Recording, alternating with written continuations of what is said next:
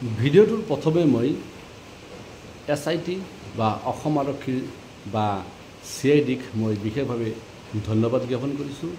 জুবিনদাৰ যি হত্যাৰ লগত জড়িত যিকেইজন মূল ব্যক্তি শ্যামকানু মহন্ত আৰু সিদ্ধাৰ্থ শৰ্মাক ইতিমধ্যেই দিল্লীৰ পৰা গ্ৰেপ্তাৰ কৰি অসমলৈ অনা হৈছে। কিন্তু লগে লগে আৰু এটা কথা ক'ম, জুবিনদাক ন্যায় পাব লাগিব। কিন্তু এই যি দুজন ব্যক্তিক গ্ৰেপ্তাৰ কৰা হ'ল বা ইয়াৰ লগত যি আৰু যদি কোনোবা মানুহ থাকে, শেখৰজ্যোতি গোস্বামীৰ দৰে বা অইন কোনো যদি তেওঁৰ সহযোগী আছে, গোটেইকেইজনৰ নাৰ্কো টেষ্ট কৰিব লাগে আৰু লাই ডিটেক্টৰ টেষ্ট কৰিব লাগে। নাৰ্কো টেষ্ট বা লাই ডিটেক্টৰ টেষ্ট কৰিলে নিশ্চিতভাৱে কিন্তু ধৰা পৰিব। এনেই তদন্তৰ নামত ভেকু ভাওনা কিন্তু অসমবাসীয়ে নিবিচাৰে। অসম আৰক্ষী বা CIDক বা SIT যিটো দল গঠন কৰি দিছে অসম চৰকাৰে, সেই অনুসন্ধানকাৰী বিষয়া যিবোৰ আছে তেওঁলোকক আহ্বান জনাইছোঁ, এই যিটো বিচাৰ প্ৰক্ৰিয়া যাতে লেহেমীয়া নহয়, দ্ৰুতগতিত হ'ব লাগে। লগতে আন এটা আহ্বান জনাম অসম চৰকাৰক, জুবিনদাৰ ন্যায়ৰ বাবে যি তদন্ত গোট গঠন কৰা হৈছে, এই তদন্তৰ যি প্ৰক্ৰিয়া, এই প্ৰক্ৰিয়া সমাপ্ত কৰিবলৈ স্পেচিয়েল ফাষ্ট ট্ৰেক আদালত বহাব লাগে। ফাষ্ট ট্ৰেক আদালত হ'লে বিচাৰ প্ৰক্ৰিয়াটো যিমান দূৰ পাৰি সোনকালে হৈ যাব। তাকে নকৰি যদি লাহে লাহে দিনৰ পিছত দিন, তাৰিখৰ পিছত তাৰিখ যদি হৈ থাকে, তেনেহ'লে কিন্তু অসমবাসীয়ে ন্যায় নাপাব। অসমবাসীয়ে ন্যায় পাব লাগিব, জুবিনদাই ন্যায় পাব লাগিব। পুংখানুপুংখভাৱে তদন্ত কৰিব লাগিব। সিদ্ধাৰ্থ শৰ্মা তেওঁৰ কেৱল হত্যাৰ লগত যে জড়িত আছে, জুবিনদাৰ লগত হত্যাকাণ্ডৰ লগত যে জড়িত আছে সেইটো নহয়। এই সিদ্ধাৰ্থ শৰ্মাই জুবিনদাৰ কিমান সম্পত্তি তেওঁ ভোগ কৰিছে, কিমান সম্পত্তি তেওঁ দখল কৰিছে, জুবিনদাৰ কিমান টকা তেওঁ আত্মসাৎ কৰিছে বা জুবিনদাৰ টকাবোৰ তেওঁ কি কামত খটাইছে, সিদ্ধাৰ্থ শৰ্মাৰ মাহিলী ইনকাম কিমান আছিল, তেওঁৰ বৰ্তমান সম্পত্তি কিমান, আয়তকৈ সম্পত্তি বেছি নেকি, এইবোৰ কিন্তু তদন্তত নিশ্চিতভাৱে আহিব।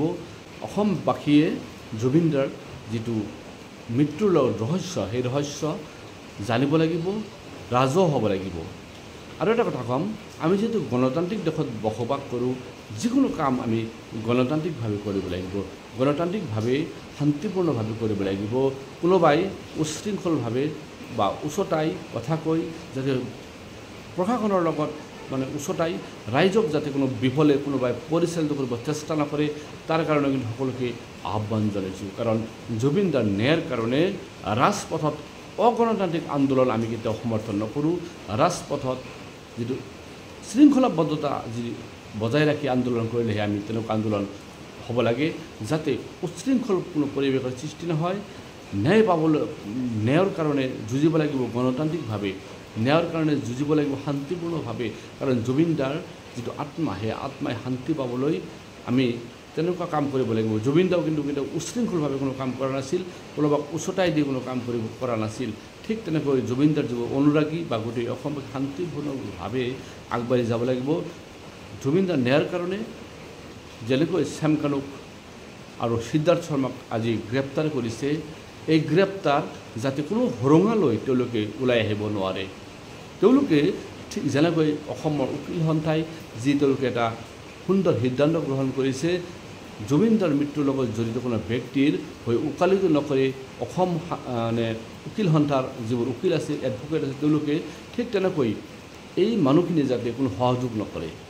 জুবিনদাৰ আত্মাৰ শান্তিৰ কাৰণে অসমৰ হিন্দু, মুছলিম, বৌদ্ধ, খ্ৰীষ্টান, ৰাভা, কছাৰী, নেপালী সকলো মানুহ কিন্তু আজি আগবাঢ়ি আহিছে। তেওঁৰ অনুগামী কিন্তু কোনো জাতিভেদ নাই। ঠিক তেনেকৈ এই যিটো তদন্তকাৰী গোট চৰকাৰে গঠন কৰিছে, এই তদন্তকাৰী সংস্থাই যিমান দূৰ সম্ভৱ, যিমান দূৰ পাৰি সোনকালে তদন্ত প্ৰক্ৰিয়া শেষ কৰি জুবিনদাক ন্যায় প্ৰদান কৰিব লাগে। ভিডিঅ'টো আপোনালোকে বেছিকৈ শ্বেয়াৰ কৰক। সকলো এটা কমেণ্ট কৰি মতামত জনাব। আপোনালোকে ভিডিঅ'টো স্কিপ নকৰাকৈ চাব, গোটেইখিনি ভিডিঅ' চাব, তাৰপিছত মন্তব্য প্ৰকাশ কৰিব। জুবিনদাৰ ন্যায়ৰ কাৰণে আপোনালোকে সকলোৱে জাষ্টিছ ফৰ জুবিন গাৰ্গ লিখক, জাষ্টিছ ফৰ জুবিনদা লিখক।